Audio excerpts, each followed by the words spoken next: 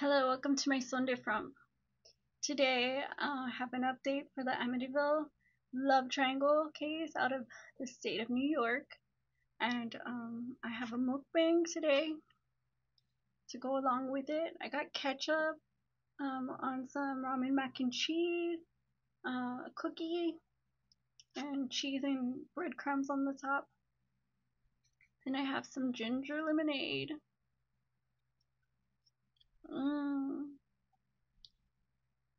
But yesterday was another hearing for the case, and so it's been very publicized the last couple days,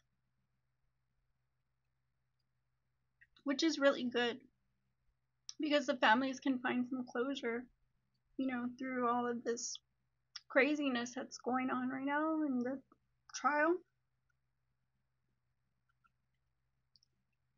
And I know it can be tough just to sit back and kind of just grind your teeth.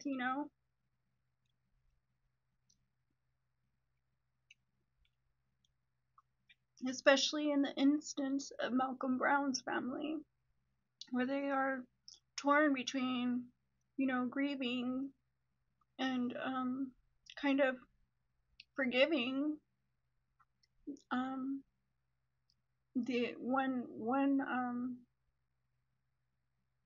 family member and the other, because one family member, dishonored the family by committing these atrocities towards, his own kin.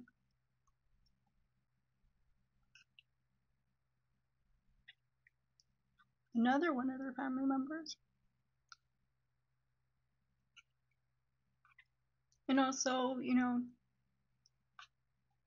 since all six of them were very close, some of them dated and off and on each other, it was kind of like more than a love triangle. It was kind of like this, you know, just like a natural course,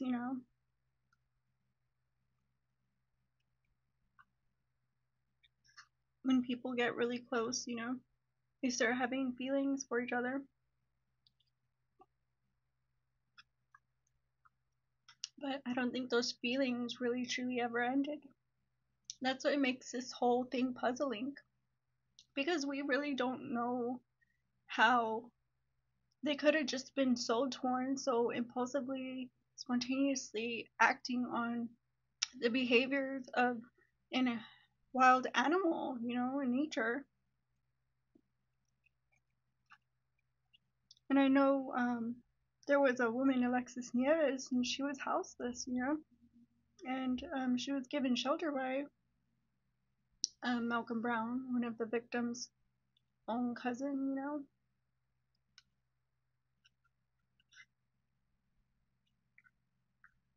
The dynamics, you know, as a whole are absurd.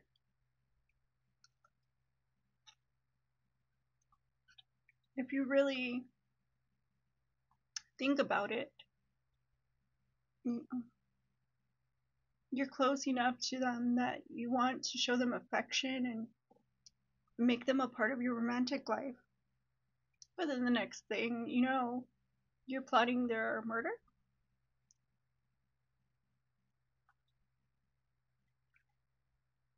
Allegedly.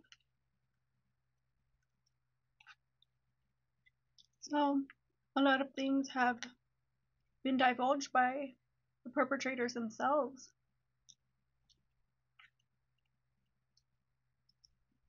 And I feel like I wish I could just be there and just like kind of get a grasp of it, because from here I just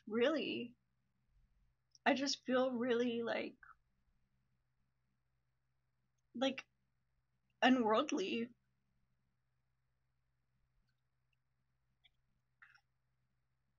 you know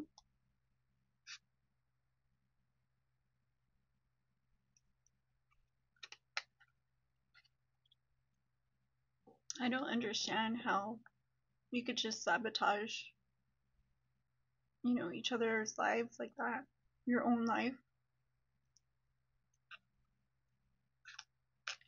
The charges are not even a joke. They're not laughable at all. Um, and the gravity, you know, should have concerned them before they even acted upon, you know, the confrontation. You know,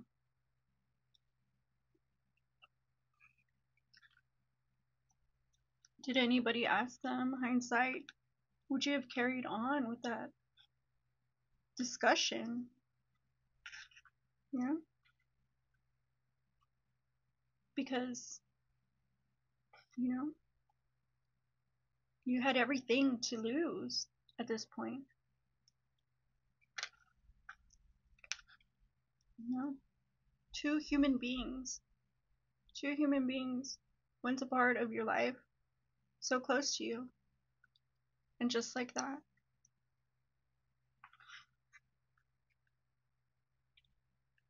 You know, should you react or respond in such a way, that you would regret forever?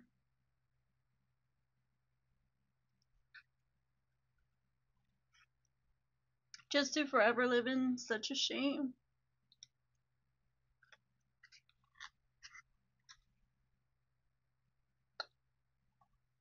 I don't understand. And I wish I could be at the court hearings, kind of get firsthand, vibes, because that energy is telling, you probably could get more, should you be right there in person than hearing secondhand from journalists. So, 4 charged and in custody for the dismemberment and killing of Amityville couple Donna Connolly and Malcolm Brown. They face second-degree murder charges, which were enhanced from concealment of a corpse, tampering with evidence. So those are just a couple, just off the top of my head. 2 have other charges faced.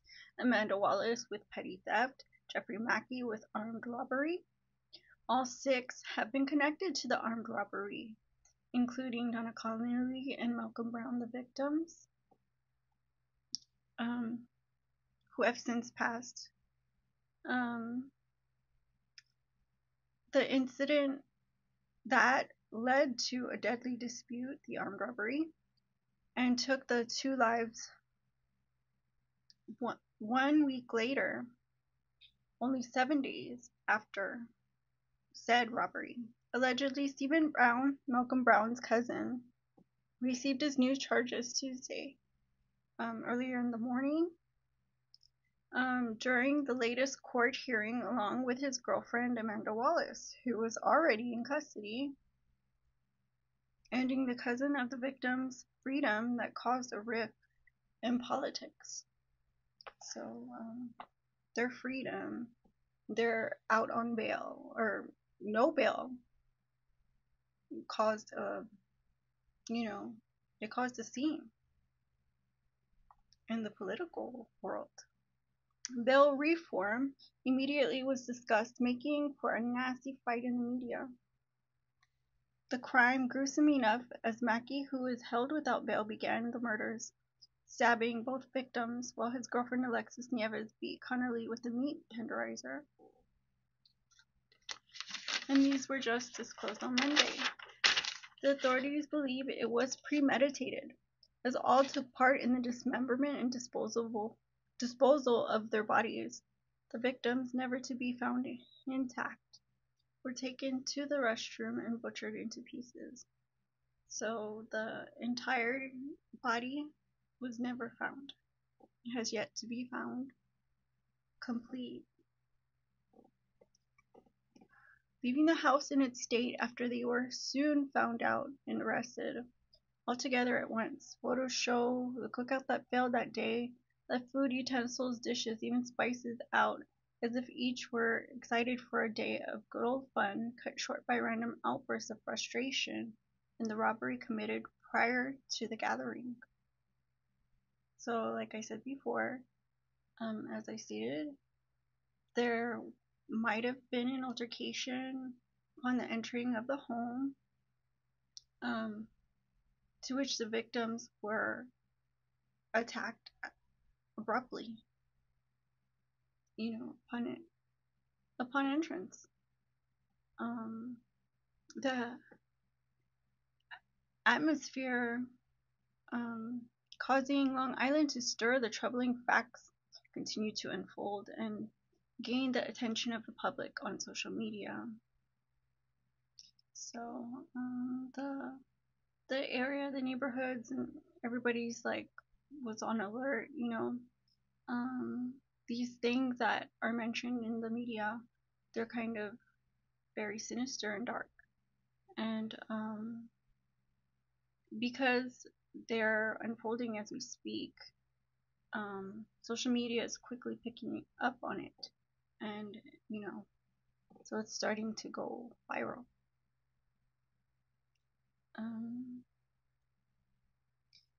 Babylon's Bethpage State Park, holding the most important clue that proves true to the nature of the crime, a tattooed arm of Malcolm Brown sticking out the brush on the side of a road, spotted by children on the way to school, a frightful sight, and also a tip-off of more depth to the crime by local PD. So they were immediately alarmed because there was so many tattoos that reminded them of a gang war. Boats, helicopters, and canines searched for weeks. A few limbs, torso, head, meat cleavers, and meat tenderizers, all found in the same spot they were dropped. Enough evidence to believe the unbelievable, and yet still more to come. June 3rd. Amanda Wallace, Stephen Brown, Alexis Nieves, and Jeffrey Mackey, with their enhancements, will be in court again. So June 3rd will be their next hearing, and all of them will be heard at the same time. So I was just thinking, after these couple of days, with it being in the media, and the public having weighed it on their minds for a bit,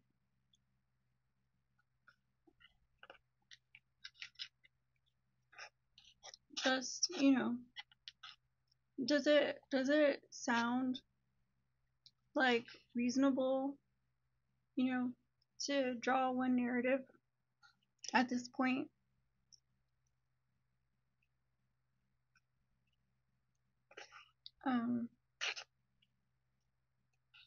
And it sounds like, because like Mackie, he doesn't have a bail, he doesn't have an option at all. So like he was the one that went to the convenience store.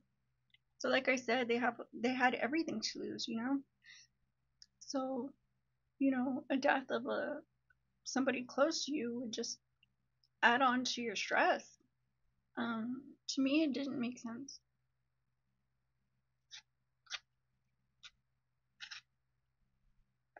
I don't know if they're just trying to push away, public interest, or maybe influences from the outside,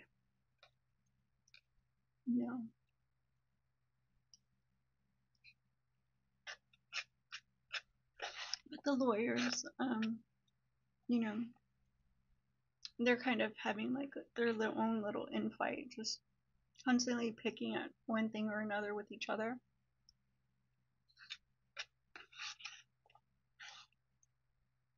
So I don't know what to expect next. It's kind of like a circus. And one day the media picks it up, some days they don't really care.